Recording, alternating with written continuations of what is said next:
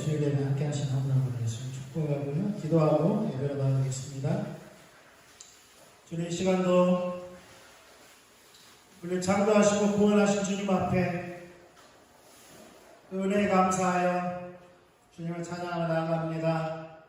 우리 가운데 주의 영광을 보이사 오늘도 하나님, 우리 하나님인 것을 알게 하시고 지극히 높으신 주님의 그 보좌 앞에 나아가 주의 임재와 주의 아름다운 이 영광을 보기 원합니다. 주님 오셔서 주의 임재로 영광의 빛으로 비춰주시옵소서. 주님을 찬양합니다. 우리를 긍휼히 여기사 우리의 죄악을 사하시며 주의 보혈로 덮으셔서 우리를 정결케 하시고 이 시간 온전히 주님만 받으시 합당한 예배를 받으시옵소서. 주님을 찬양합니다. 예수님의 이름으로 기도했습니다. 아멘.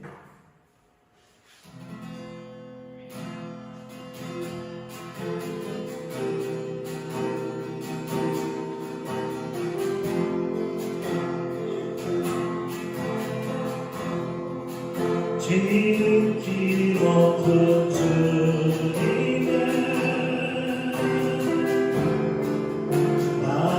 나지성소로 내려갑니다. 세상의 시련을 넘어서 주 보좌 앞에 엎드리니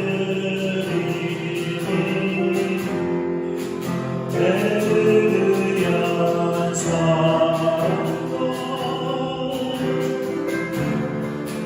그 신뢰가 삶을 거절하네. 하늘도 무거운 곳에 장막이 높이네.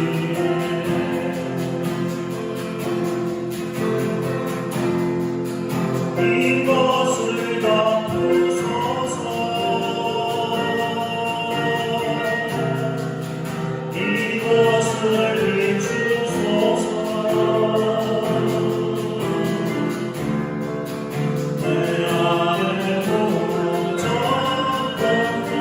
무정없는 소망 나의 복하리.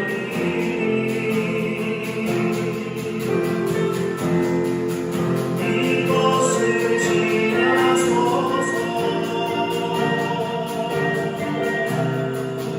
이것을 부소서. 내 안에 주어가는 너를 때에 화사하리라.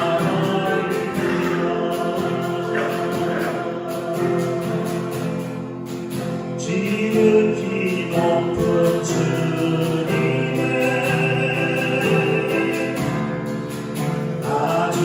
나지성소로 들어갑니다.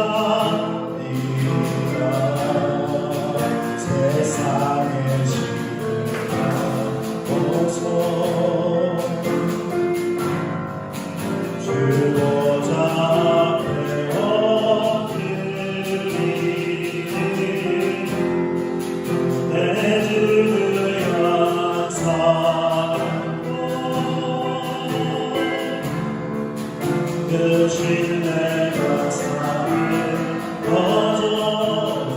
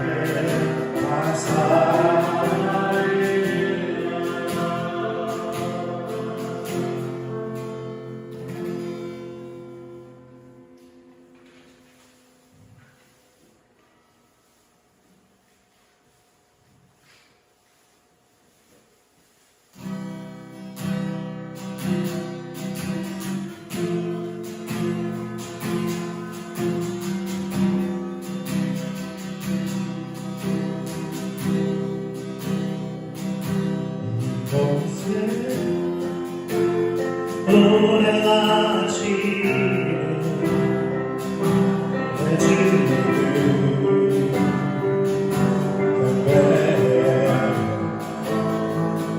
이곳에 역사하시는 내 주님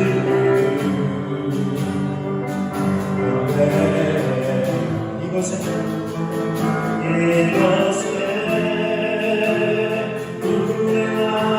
운행하시는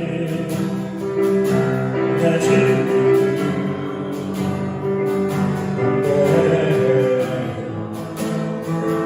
이곳에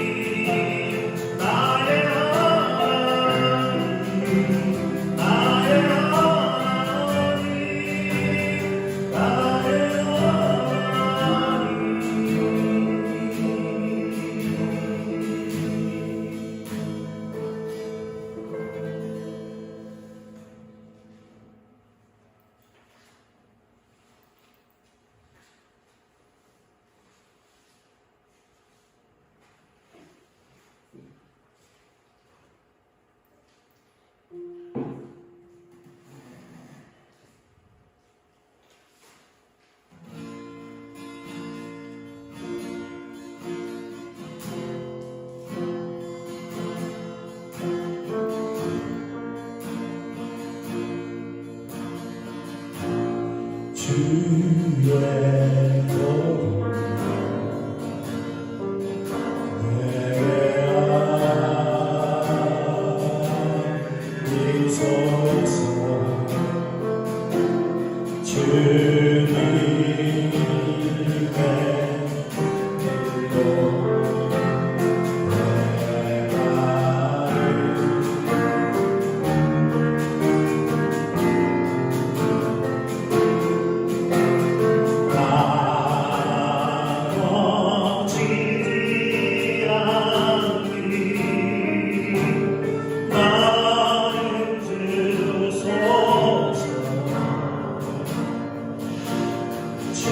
길로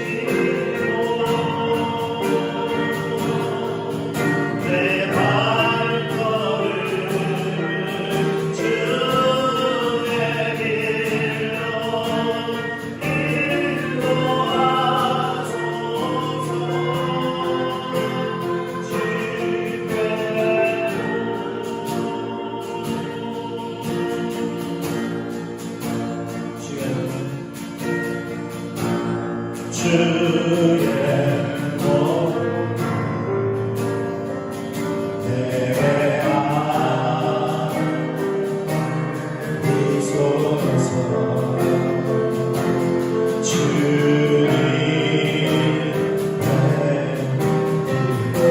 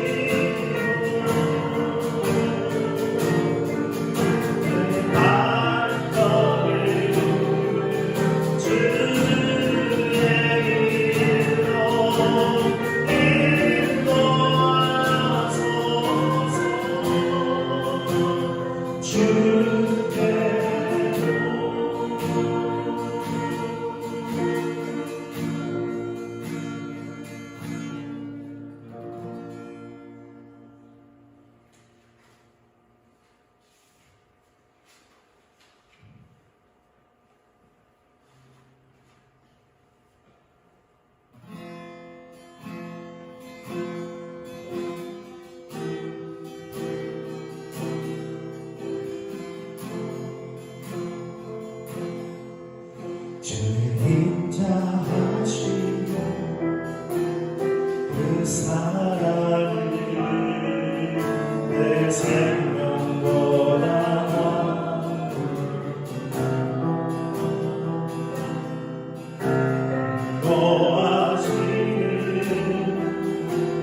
주 손길을 내 눈물보다 귀하여 변함이 없는 주인 죄가 내 근심보다 가깝고 주님을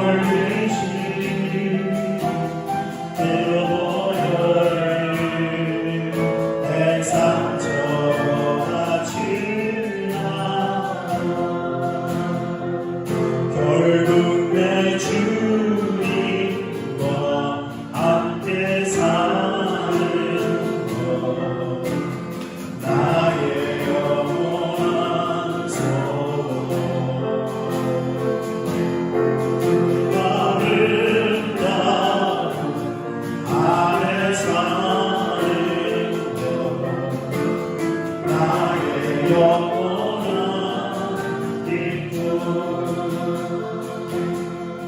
주의 인자하신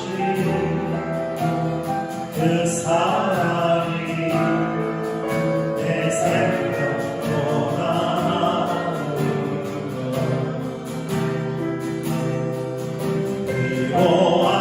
그리워하시네 주 손길을 내 눈물보다 귀하다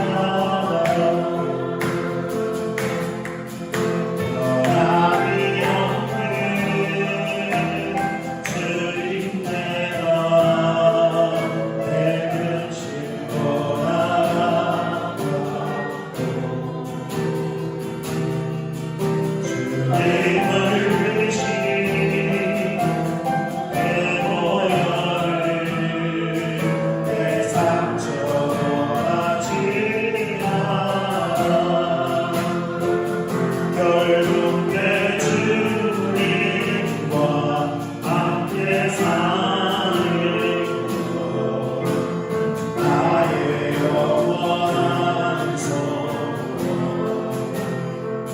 주의 아름다운 안에 사는 것 나의 영원한 기쁨 결국 내 주님과 함께 사는 것 나의 영원한 소원 주의 아름다운 안에 사는 것 나의 영원한 기쁨 주의 아름다운 안에 사는 것 나의 영원한 기쁨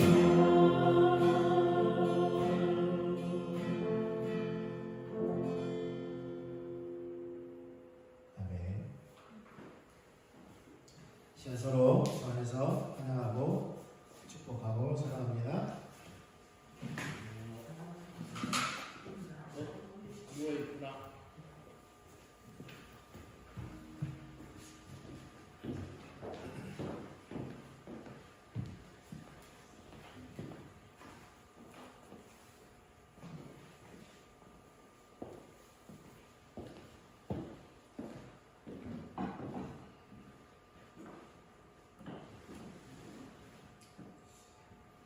우리 기도하고 내 말씀 나누도록 하겠습니다. 주님 감사합니다. 이 시간도 우리가 주님 은혜 감사하고 우리에게 공급하시는 특별히 그 은혜에 감사하여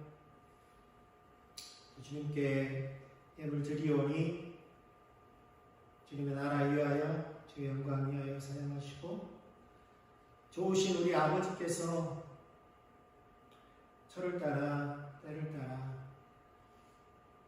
하나님 이른 비와 늦은 비를 주시는 것처럼 우리에게 공급하시는 아버지신데 그것을 의심하지 않게 하시고 경험하게 하시고 또한 우리에게 성령을 충만히 부어주기 원하시는 그 아버지의 마음으로 성령을 우리를 충만케 하여 주시옵소서. 그래서 이 시대를 향한 주님의 마음을 알아서 그 일에 우리가 함께 할 수 있도록 은혜를 부어주시고 주의 인도를 따라 우리가 따라갈 수 있도록 그 인도를 따라갈 수 있는 은혜를 부어주시옵소서. 주님 감사합니다. 예수님의 이름으로 기도했습니다. 아멘. 예, 하나님 말씀 보겠습니다. 사사기 21장 25절입니다. 사사기 21장 25절 말씀입니다. 같이 읽도록 하겠습니다. 그때에 이스라엘에 왕이 없으므로 사람의 갈등이 자기의 소견에 오는 대로 행하였구나. 오늘 우리는 하나님 나라를 시리즈로 살펴보고 있는데요. 하나님의 나라라는 것은 언뜻 눈에 보이지 않는 영적인 세계를 이렇게 생각하기 쉬운데 하나님은 물론 그것도 하나님 나라죠. 근데 하나님은 이 땅에 하나님의 나라를 실현하고자 하셨습니다. 지금도 그러고 계시고요. 그럴 것입니다. 앞으로도. 그런 하나님의 나라를 실현하기 위해서 천지 만물을 창조하시고 하나님 형상대로 사람을 지으시고 그들과 교제하면서 동행하면서 하나님 나라를 실현하고자 하셨던 거죠. 그래서 우리가 저번에 살펴봤던 그 창조 비전 속에 그게 나타나 있었고요. 그러나 사람의 대표였던 아담과 하와가 타락함으로써 그 창조 비전을 잃어버렸고 창조 비전을 잃어버린다는 것은 하나님과 관계가 단절되었고 하나님 주신 그 세 가지 직분을 상실했다는 겁니다.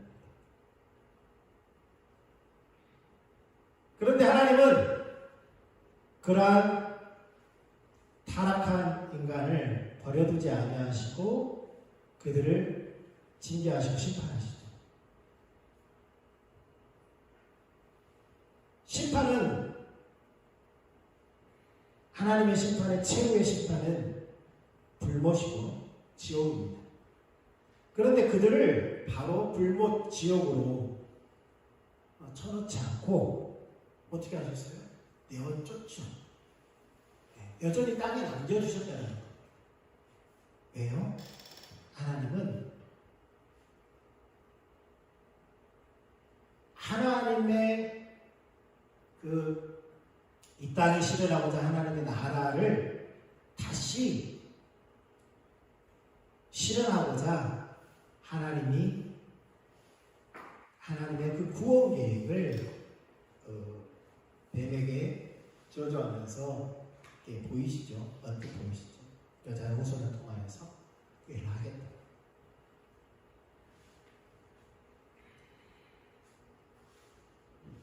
하나님의 징계와 하나님의 심판은 한편으로는 은혜인 거죠. 네. 하나님께서 은혜 베풀었다는 표식으로 짐승의 가죽을 벗겨서 옷을 지어 입히시. 그 모습을 통하여서 하나님의 은혜가 되는 표적인 것을 또 보게 되는 거고요.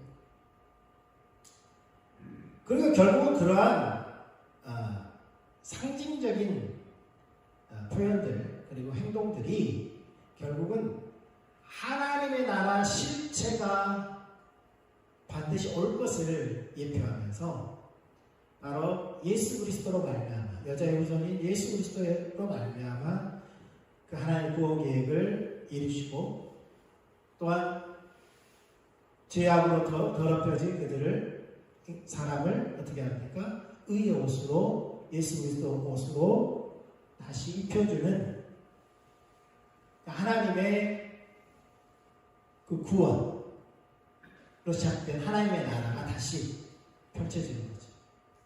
실패했던 그러니까 창조 비전을 잃어버리고 그 하나님을 내던졌던 첫째 사람이 아닌 이제 하나님의 나라를 가져오고 온전히 실현할 둘째 사람인 예수 그리스도로 말미암아 그 일을 이루어가고 계신 겁니다.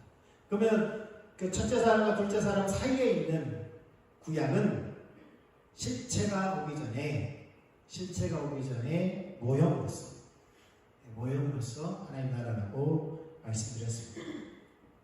그러나 그것이 모형이라 할지라도 하나님의 실제는 함께 있어요. 하나님의 실제. 그리고 그들이 완벽하지 않는 공동체에 할지라도 그들은 실제이신 하나님을 얼마든지 경험할 수 있었어요. 하나님의 길로만 행하면. 그래서 하나님께서 구원하신 그 과정으로서 출애굽을 보여주셨죠. 그리고 그들과 만나는 모습이 출애굽 19장에 기록되었고요. 또한 출애굽 1세대가 하나님을 버릴 때에 하나님 그들을 징계하시고 다른 세대를 일으켜줘서 가나안 땅을 중심으로 한 하나님의 나라를 이게 이루어갈 것을 하나님께서 말씀하시고 그들을 가나안 땅으로 들여보냅니다. 그 가나안 땅이라 할지라도 하나님께서 약속하신 땅이라 할지라도 어떻게 합니까? 그들이 믿음으로 취할 때에만 가능했고요. 그러면 취하는 것도 하나님의 약속한 땅을 차지하는 것도 믿음으로 취하는 전쟁을 통해서 취하는 그 행동이 있었어야만 했고요. 그럼 그곳에서 살 때에도 마찬가지입니다. 그것을 취할 때에도 마찬가지였고 그곳에서 살아갈 때에도 반드시 뭐가 필요했습니까? 하나님을 찾고 또 하나님과 동행하는 가운데 하나님의 길로만 행할 때에 그 땅을 온전히 유지할 수 있었던 겁니다. 우리가 사사기를 살펴보고 있는 것은 여호수아 이후에 가나안 땅을 차지해서 12지파에게 땅을 분배하고 그 가나안 땅에서 살아가는 이제 모습이 본격적으로 사사기에 나타나고 있습니다. 사사기에 나타나고 있습니다. 그럼 그들이 어떻게 그 땅에서 살아갔고 그들의 행동으로 말미암아 어떤 결과들이 초래되었고 또 하나님은 어떻게 그들을 빚어가시는지를 우리가 반면교사로 삼고자 합니다. 반면교사. 정면교사는 우리가 본받는 것을 정면교사입니다. 반면교사는 그 행동을 본받지 않고 우리가 반대로 잘못된 행동을 본받지 않기 위해서 그것을 살펴보고 조사하고 올바르게 살아가기 위한 말을 반면교사라고 합니다. 그래서 사사시대를 우리가 반면교사로 삼아서 오늘 우리가 하나님께 똑같아요. 하나님의 나라는 구약이든 신약이든 원리는 똑같습니다. 원리는 똑같아요. 구약이라고 다르고 신약이 다른 게 아닙니다.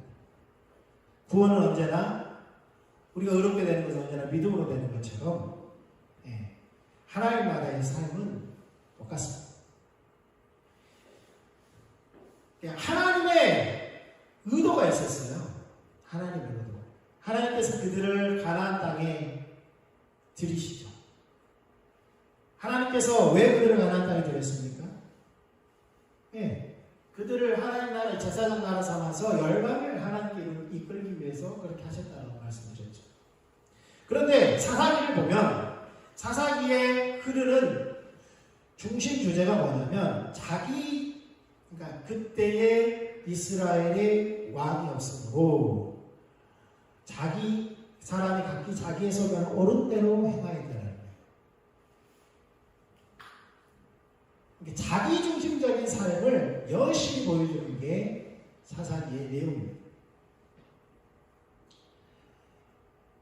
비슷한 문장이 사사기 17장 1절에 나오고요.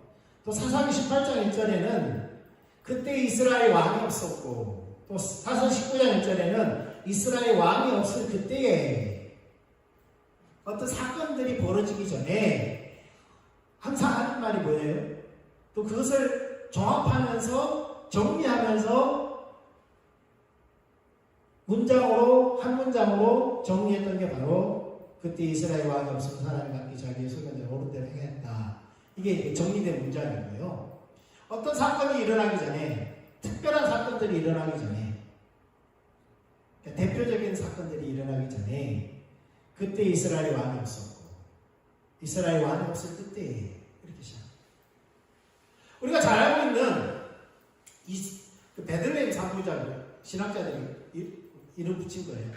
성경에 베들레헴 산부작이 나오지 않는데 베들레헴을 중심으로 한 산부작 3가지 에피소드가 나와요. 이야기가 대표적인 사건. 네. 우리가 잘 알고 있듯이 미가의 신상, 네. 어떤 레인이 여행을 정착지가 없어가지고 이렇게 가다가 미가의 집에 들어갔는데 거기에 신상이 있었고 그 미가가 레인이니까 제사장이잖아요. 그 이야기. 나중에 다지파가 그 땅을 차지하기 위해서 올라가다가 그 집에 들렸는데 그 제사장이라고 하니까 그들에게 묻죠. 그에게 묻죠. 네, 물어요. 또 청년이 말한 대로 하니까 또 돼요. 그러니까 돌아오면서 그 청년 그 레인과 함께 그 집에 있는 드라빅을 신상을 가져가서 다지파의 우상단에게 삼아요. 네. 그리고 자기들의 지파의 제사장으로 그 청년을 삼습니다. 그 내용이죠.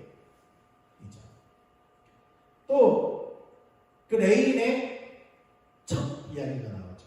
네. 베들레헴으로 중심한 그 내용이에요. 네. 우리가 잘 알고 있듯이 끔찍한 일들이 일어나죠. 네. 그리고 한 가지 이야기가 바로 룻기입니다. 베들레헴을 시작해서 베들레헴으로 끝나는 룻기 이야기. 그 3가지 이야기. 그런데 우리가 18장을 보면 알겠지만 그 미가의 신상, 미가의 집에 그 제사장으로 세워진 그 청년이 누구의 손자냐면 모세의 손자예요. 모세의 손자 요나단이에요. 18장 31절에 보면 모세의 손자 요나단이 나와요. 게르손의 아들. 그러니까 뭘 이야기하냐면 나중에도 이야기했지만 여호수아 이후에 그 다음에 여호수아 킹이라고 하죠. 여호수아 세대라고 하죠. 여호수아와 함께 가나안 땅을 차지했던 그 세대. 그러니까 죽고 난 다음에 어떻게 됐다라는 거예요? 다음 세대가 안 세워졌다는 거죠. 다음 세대가 안 세워졌다는 거예요. 그러니까 모세의 손자마저도 분별력 없이 이렇게 행동하잖아요. 모세의 손자. 대표적인. 또 어떤 레인의 청년, 그러니까 중심에 레인이 나와요. 레인. 누구보다 가나안의 길을 알아서 백성들을 가르쳐야 될 그들이 오히려 타락의 중심에 서 있었다는 거예요. 우상숭배의 중심에 있었다는 거예요. 이런 것들을 통해서 왜 그런 그들이 그렇게 되었는가? 결론적으로 말하면 아까도 말씀드렸죠. 여호수아 세대 이후에 다음 세대가 세워지지 않았다. 더 근본적인 원인이 있습니다. 더 근본적인 원인. 바로 사사기의 배경이 되는 사사기 2장이 사사기의 배경이 되고 있어요. 사사기 1장은 여전히 여호수아가 죽지 않은 상태였고요. 그때 그 가나안 땅을 정복하고 27절 이후에는 1장 27절 이후에는 쫓아내지 못한 가나안 족속들의 이야기가 나와요. 우리가 잘 알고 있듯이 여부스 족속은 어떻게 했습니까? 멀리서 온 족속처럼 떡도 곰팡이 쓸게 하고 옷도 낡고 신발도 낡고 해가지고 꾀죄죄하게 나타나서 우리는 멀리서 왔는데 하치는 거죠. 나중에 알고 보면 여부스 문제가 있죠. 그뿐만 아니라 수많은 가나안 7족속이 곳곳에 남아있었어요. 하나님께서 그들을 내쫓으라고 했는데 내쫓지 못했어요. 사상 2장에 보면 여호와의 사자가 길갈에서부터 보기문으로 올라와 말하되 내가 너희를 애굽에서 올라오게 하여 내가 너희의 조상들에게 맹세한 땅으로 들어가게 하였으며 또 내가 이르기를 내가 너희와 함께 한 언약을 영원히 어기지 아니하리니 하나님은 그 언약을 영원히 지키겠다고 말합니다. 너희는 이 땅의 주민과 언약을 맺지 말며 그들의 제단들을 헐라하였거늘 너희가 내 목소리를 듣지 아니하였으니 어찌하여 그리 하였느냐. 하나님께서 그렇게 신신당부를 했는데 그들은 언약도 맺었고 그들의 제단도 헐지 않았고 그들 내쫓지도 않았어요. 그러므로 내가 또 말하기를 내가 그들을 너희 앞에서 쫓아내지 아니하리니 하나님이 쫓아내지는 않겠다는 거예요. 하나님이 쫓아내라고 했는데 그들이 쫓아내지 않았기 때문에 하나님께서 얼마든지 쫓아낼 수 있어요. 그런데 하나님께서는 쫓아내지 않겠다는 거예요. 그들이 너희의 뿌리에 가시가 될 것이며 그들의 신들이 너희에게 올무가 되리라 하였구나. 그러니까 우상 숭배를 하게 되고 다음 세대를 세우지 않았고 원인이 두 가지 있어요. 우상 숭배와 다음 세대를 세우지 않았고. 그럼 왜 그렇게 됐어요? 내쫓지 않았기 때문에. 그들을 내쫓지 않았기 때문에 그런 거죠. 우상 숭배를 할 수밖에 없는 영향을 받을 수밖에 없는 그런 환경을 스스로 자초했다는 거예요. 그러니까 우리가 그렇잖아요. 그런 환경들이 있는데 그곳에 들어가서 나는 괜찮아 라고 하는 것은 어리석은 짓이라고. 어리석은 거예요.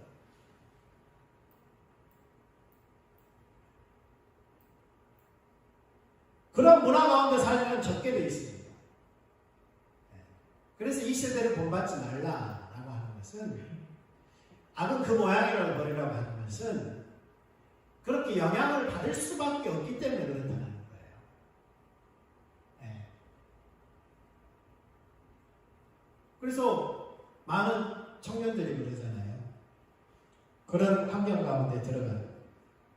나는 내가 결혼해서 전도해서 구원시킬 거야. 그럼 얼마나 좋겠어요. 그런 사람도 있어요. 안 그런 사람이 더 많아요. 떠난 사람들이 더 많아요. 그것 때문에 평생을 후회하는 사람이 엄청 많아요.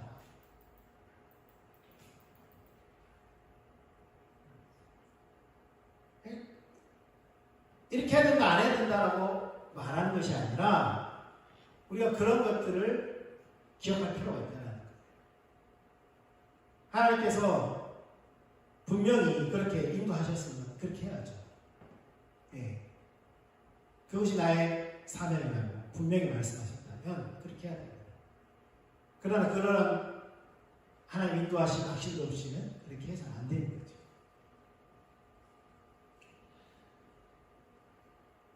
이처럼 이스라엘 백성들은 그러한 환경들, 우상 숭배를 그들의 영향을 받을 수밖에 없는 환경들을 그들은 남겨놓았다는 사실이고 6절에 보면은 이제 그래서 이스라엘 백성들이 4절에 여호와의 사자가 이스라엘 자손들에게 이 말씀을 하니까 백성들이 소리 높여 울었다는 거죠. 그러므로 그곳의 이름을 복임이라 했다.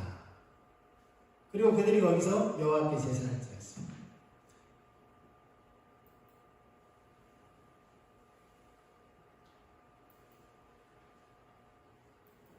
그리고 7절에 보면 백성이 여호수아가 사는 날 동안과 여호수아 뒤에 생존한 장로들고 여호와께서 이스라엘을 위하여 행하신 모든 큰 일을 본 자들이 사는 날 동안에 여호와를 섬겼다. 여호와의 종 눈의 아들 여호수아가 110세에 죽음에 우리가 그의 기업의 경내 에브라임 산지 가하스산 북쪽 딥낫 헤레스에 장사했고 그 세대의 사람도 다 그 조상들에게로 돌아갔고 그 위에 일어난 다른 세대는 여호와를 알지 못하여 여호와께서 이스라엘을 위하여 행하신 일도 알지 못하였다. 이거 알지 못했다는 건 정보가 없었다는 얘기입니까? 아니죠. 정보가 없었던 게 아닙니다. 아주 어렸을 때지만 그걸 본 사람도 있었을 거고요. 나중에 가나안 땅에 들어가서 태어난 아이들도 들었을 겁니다. 여기서 알지 못했다는 건 하나님을 안다라는 것이 지식적으로 아는 것이 아니라 영적으로 알고 경험적으로 알고 도덕적으로 아는 그러한 알음이 없었다는 거예요. 지식적으로 몰랐다는 얘기가 아닙니다. 그 엄청난 일을 이야기 안 해줬을까요? 이야기 해줬죠. 그리고 11절에 보면 이스라엘 자손이 여호와의 복전에 악을 행하여 바알들을 섬기며 이제 그러니까 사사기의 배경이 이렇습니다. 사사기의 배경. 이러한 배경, 이러한 상태에 놓여 있었다는 것을 사사기 2장은 우리에게 말씀해 주고 있어요.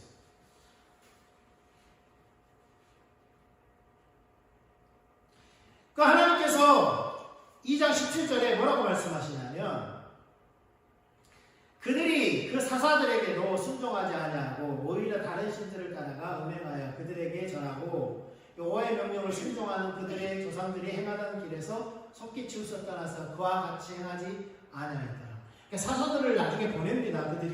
그들을 구원하기 위해서 그들이 범죄하고 하나님께서 그들을 징계하고 이웃 민족을 통해서 그들이 부르짖을 때 하나님께서 사사들을 보내고 그럼에도 불구하고 그들이 돌이키지 않았다는 얘기예요. 근데 22절에 뭐라고 말씀하냐면 이는 이스라엘이 그들의 조상들이 지킨 것 같이 나 여호와의 도를 지켜 행하나 아니하나 그들을 시험하려 함이라 하시니라. 그러니까 하나님은 그러한 가운데서 뭘 보기 위함이었다고요? 그들이 하나님의 도를 지켜 행하나 22절에 행하지 않나 그것을 보고자 했다. 그들이 우상 숭배하고 하나님 따라서 우상 숭배하고 하나님 징계하고 사사들을 보내고 이러한 과정을 통해서 그들이 돌이키나 돌이키지 않나 보셨고요. 무엇보다도 그들이 돌이켜서 여호와의 도를 따라 하나님의 말씀을 따라 행하나 행하지 않나 그것을 보고자 하셨다는 겁니다. 하나님의 의도는 무엇입니까? 이스라엘 백성들이 광야 생활을 할 때에도 신명기 8장에 그들이 믿음으로 하나님의 말씀에 순종하지 않는 그것을 보았다고 했어요. 만나를 먹이신 것도 하나님께서 떡으로만 사는 것이 아니라 하나님 입에서 나오는 말씀으로 사는 것을 알게 하기 위해서 만나를 먹이셨고 40년 동안 그들에게 가르쳤다는 거예요. 40년 동안. 신명기 12장 8절에서 14절을 보면 이렇게 말씀하고 있습니다. 우리가 오늘 여기에서는 각기 소견대로 하였거니와 너희가 거기에서는 그렇게 하지 말지니라. 모세가 이렇게 다음 세대들에게 말씀하는 거죠. 너희가 너희 하나님 여호와께서 주시는 안식과 기업에 아직은 이르지 못하였거니와 너희가 요단을 건너 너희 하나님 여호와께서 너희에게 기업으로 주시는 땅에 거주하게 될 때 또는 여호와께서 너희에게 너희 주위의 모든 대적을 이기게 하시고 너희에게 안식을 주사 너희를 평안히 거주하게 하실 때에 너희는 너희 하나님 여호와께서 자기 이름을 두시려고 택하실 그곳으로 내가 명령하는 것을 모두 가지고 갈지니 곧 너희의 번제와 너희의 희생과 너희의 11조와 너희의 손의 거제와 너희가 여호와께서 원하시는 모든 아름다운 성물을 가져가고 너희와 너희 자녀와 노비와 함께 너희의 하나님 여호와 앞에서 즐거워할 것이요 내 성 중에 있는 레위인과도 그리할지니 레위인은 너희 중에 분깃이나 기업이 없습니다. 너희는 삼가서 내게 보이는 아무 곳에서나 번제를 드리지 말고 오직 너희의 한 지파 중에 여호와께서 택하신 그곳에서 번제를 드리고 또 내가 내게 명령하는 모든 것을 거기서 행할지니라. 하나님 주시는 그 땅에 들어가거든 하나님께서 평안을 주시거든 이렇게 하나님 여기에 핵심이 뭡니까? 하나님 찾는 것 하나님 예배하는 것 혼자만 아닙니다. 공동체라는 것은 뭐예요? 할아버지, 할머니, 아빠, 엄마, 아들, 손자 심지어는 노비, 이방인, 객들까지 그 공동체에 들어오면 예의가 없습니다. 예의가 없습니다. 하나님 찾는 겁니다. 그 뒤에도 보면 쭉 비슷한 말씀을 계속해요. 하나님을 찾고 하나님을 예배하는 그 가운데에서 가장 좋은 다음 세대 교육이 이루어지는 거죠. 네. 뿐만 아니라 하나님의 말씀을 지켜 행하는 쉐마 교육을 통하여서 하나님의 명령을 지켜 행하도록 그렇게 가르치는 겁니다. 누웠을 때든지 일어날 때든지 언제든지 그러한 양육이 필요함을 말씀하고 있는 것이죠. 하나님께서는 그렇게 세우신 하나님의 그 공동체를 통하여서 이루고자 하시는 목적이 있었어요. 이루고자 하시는 목적. 그 목적을 출애굽기 19장에 이미 말씀하셨어요. 출애굽기 19장 3절에서 6절에 이미 말씀하고 계세요. 우리가 전에도 살펴보았지만 이 말씀은 구약에서 매우 중요한 위치를 차지하고 있습니다. 모세가 하나님 앞에 올라가니 여호와께서 출애굽기 19장 3절입니다. 여호와께서 산에서 그를 불러 말씀하시되 너는 이같이 야곱의 집에 말하고 이스라엘 자손들에게 말하라. 내가 애굽 사람에게 어떻게 행하였음과 내가 어떻게 독수리 날개 너희를 업어 내게로 인도하였음을 너희가 보았느니라. 세계가 다 내게 속하였나니 하나님의 눈은 세계를 향하고 있죠. 하나님의 말씀은 세계에 있습니다. 너희가 내 말을 잘 듣고 내 언약을 지키면 너희는 모든 민족 중에서 내 소유가 되겠고 첫 번째 하시는 말씀이 하나님의 소유가 된다는 겁니다. 이스라엘 백성. 저번에 말씀드렸죠? 이 소유라는 것은 히브리 말로 서굴라라는 말은 보물, 가장 소중한 보물. 가장 소중한 보물이 뭡니까? 마지막까지 지켜야 되는 게 뭡니까? 왕이 자기의 가족들을 마지막까지 지키고 같이 식탁에서 말하는 겁니다.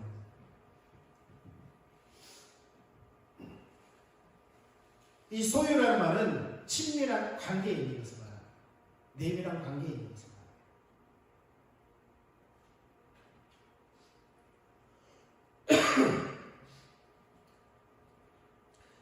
또한 하나님의 제사장 나라 삼겠다 6절에 보면 내게 대하여 제사장 나라가 되며, 제사장은 하나님과 백성 사이의 중보자입니다. 또한 하나님의 말씀을, 하나님의 길을 가르치는 자입니다. 율법을 가르치는 자입니다. 그리고 거룩한 백성이 된다는 거예요. 거룩한 백성. 거룩하다는 말은 신분적으로 거룩하다는 말이고요. 이미 하나님의 자녀예요. 우리는 신약에서 뭐라고 해요? 성도라고 하죠. 거룩한 무리. 거룩한 무리.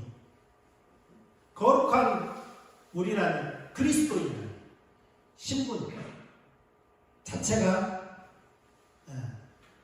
신분적인 거룩함. 또 한 가지 뭐예요?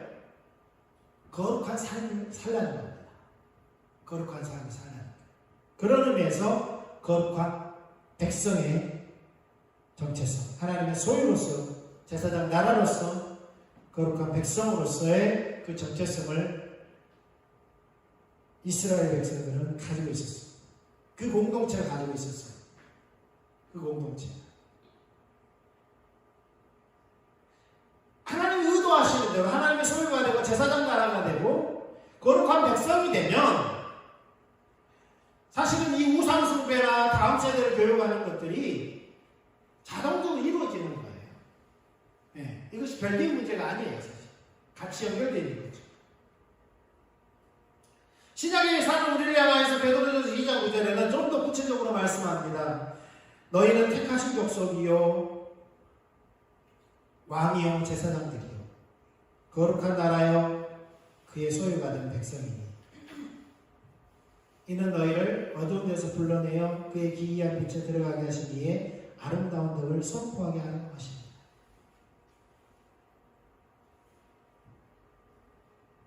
신약의 성도들은 그리스도 안에서 새롭게 된 피조물입니다. 그래서 신약의 성도들을 그리스도인이라고 불렀습니다. 그리스도의 사람들, 그리스도에 속한 자들, 그리스도가 하는 일을 하는 자들이에요.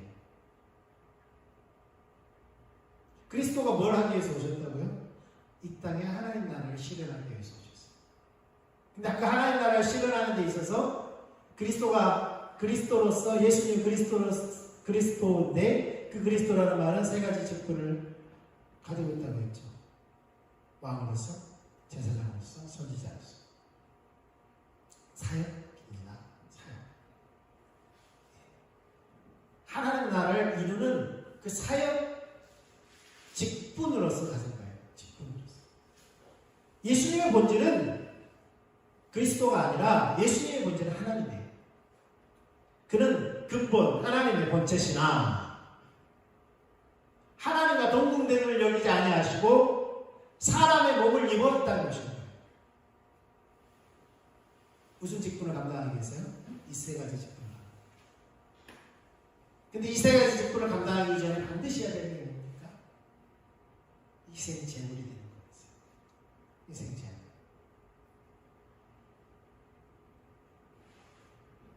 그리고 그는 부활하셔서 가장 먼저 하셨던 게 뭐예요?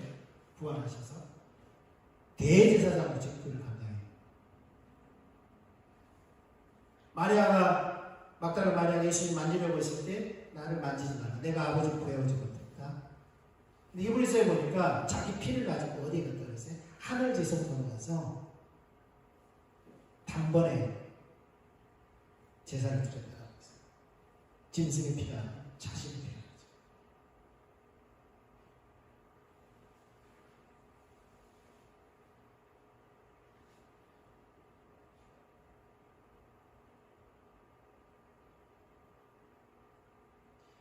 자신의 일을 제자들에게, 그를 따르는 자들에게 맡기기 위해서 성령을 보내주셔서 그들로 하여금 어떻게 합니까? 이 아름다운 덕을 선포해요.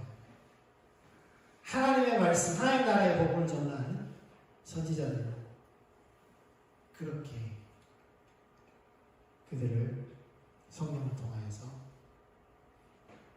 선지자들로 이렇게 나가게 하시죠. 복음을 전하는. 우리가 바로 이러한 정체성을 가지고 있다는 거예요. 당연히 우리가 하나님의 소유로서, 거룩한 백성으로서 정체성을 가질 뿐만 아니라 우리의 직분은 뭐예요?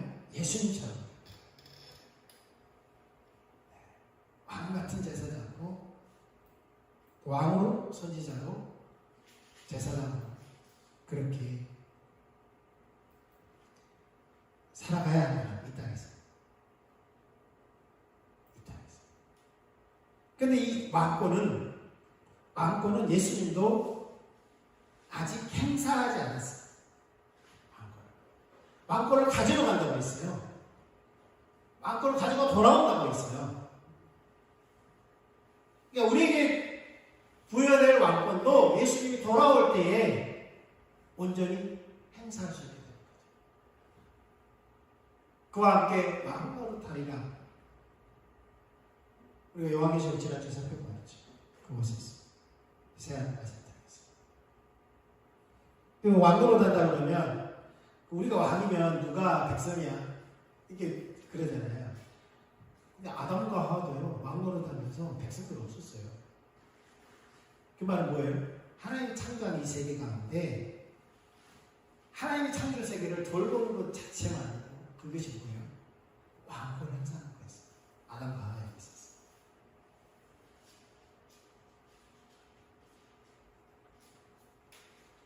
이처럼 우리는 하나님의 백성으로서 정체성과 역할을 부여받은 차리라는 거예요. 그러한 공동체로 교회를 부르셨어요. 우리를 부르셨어요. 그러니까 이스라엘 백성들도 그렇게 세워졌고 그러한 상태로 가나안 땅에 들여보내졌어요. 그곳에서 그렇게 살아가야 돼요. 뿐만 아니라 그것은 단번에 이루어지는 것이 아닙니다. 거룩한 백성은 신분적으로 거룩해졌다고 해서 그것이 자동적으로 거룩이 유지되는 게 아니었어요. 반드시 그 거룩을 추구해야만 했습니다. 그래야지 하나님께서 원하시는 공동체로 유지될 수 있었어요. 그것을 다음 주에 살펴보고자 합니다. 우리 기도하고 예배를 마치도록 하겠습니다. 같이 기도하겠습니다. 우리를 창조하신 목적, 우리를 구원하신 목적, 우리를 부르신 목적은 분명합니다. 명쾌합니다. 이스라엘 부르신 것처럼 우리를 부르신 목적, 교회를 세우신 목적, 우리 가정을 그렇게 세우신 목적 분명하죠. 하나님의 소유된 백성, 또한 우리에게 거룩한 백성이라고 칭하셨어요. 신분적으로 우리가 자격이 있어서 거룩하게 된 것이 아니라 하나의 은혜로 우리가 거룩한 백성이 된 것이죠. 또한 그 백성으로 살아가는 데 있어서 필요한 게 뭐냐면 하나님의 은혜를 구해야 돼요. 은혜를 구해야 돼요. 그래서 하나님, 내가 아무리 거룩하려고 노력을 해도 안 되잖아요. 그걸 추구해야 되는데 그 추구하기 위해서는 하나님의 은혜가 필요해요. 날마다 하나님의 은혜가 필요해요. 당연히 우리가 추구하려는 그러한 우리의 자세가 필요하고 열심이 필요하고 하지만 근본적으로 하나님의 은혜가 필요합니다. 그렇게 우리가 신분적으로 거룩해지고 또 우리가 그 거룩을 추구함으로써 더욱더 하나님의 소유로서 빛을 비추게 됩니다. 그 보석이 더 빛나게 되는 것이죠.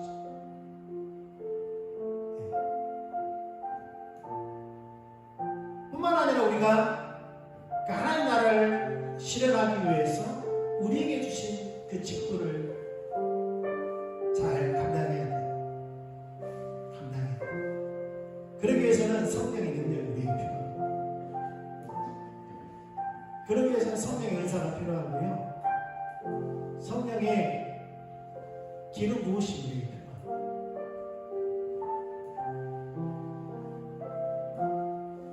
주님, 우리에게 은혜를 부어주십시오. 우리를 그 길에 여겨주십시오. 우리를 소유 삼으셨고 거룩한 백성 삼으셨습니다. 우리를 제사장 나라 삼으셨습니다. 그리스도와 함께 왕노릇할 자들로 세우셨습니다. 우리를 무엇보다도 하나님 나라 복음을 전하는 복음 전도자들로 삼으셨습니다. 증인으로 삼으셨습니다. 주님, 우리에게 은혜를 보여주십시오. 선명히 알 수 있는, 볼 수 있는 그 은혜를 보여주십시오. 한 분 한 분 예수를 축복합니다. 한 주간도 주님 우리 가운데 함께 하시고 우리를 인도하시고 하나님 의도하시는 그 삶을,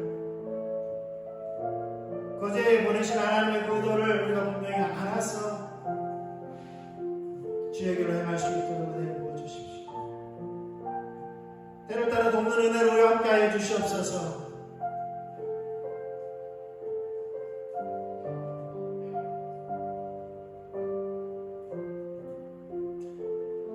하나님을 찾게 하여 주십시오.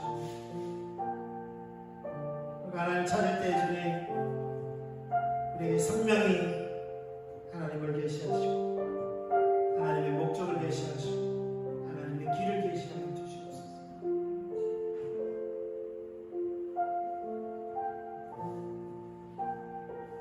다시 한번 때를 따라 돕는 은혜를 구합니다. 함께하여 주십시오. 이제는 우리 주 예수 그리스도의 크신 사랑과 하나님 아버지의 말로 나갈 수 없는 놀라우신 그 사랑과 우리가 함께 하시고 우리를 인도하시는 성령님의 그 사랑이 한 주간도 우리와 함께 하실 뿐만 아니라 이 거제 땅에 이 나라 가운데 세계와 열방 가운데 함께 하시기를 예수님의 이름으로 축원합니다.